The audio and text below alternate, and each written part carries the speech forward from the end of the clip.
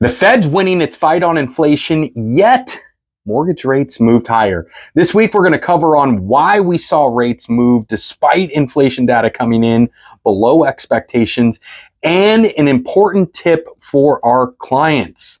Definitely want to pay attention here. So as we know, inflation has continued to be the talk of the town.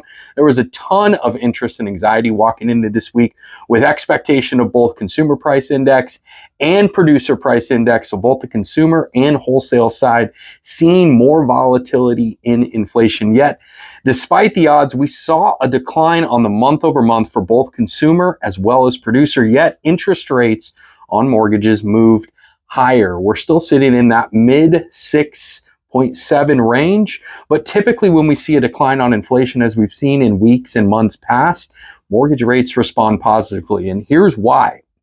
Markets are still very, very concerned of what the pending tariffs will do on future inflation. Therefore, they're very reluctant to see meaningful declines in the short term. So until we have clear evidence around tariffs impacting inflation, I don't believe we're going to see rates come down significantly. And that folds into our important tip of the week.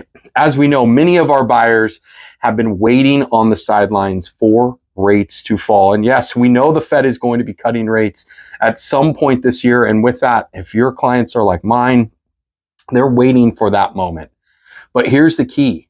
Typically, when we see the Fed cut rates, we see mortgage rates respond in the opposite manner. And I don't believe this time will be any different. So the important takeaway of this week is this is the moment to get on the phone with our clients and educate them of what it means when the Fed cuts, what we're seeing in inflation, and that waiting could ultimately cost them. If you're struggling with communicating this message, know I'm here, my team's here, and would love the opportunity to support and connect.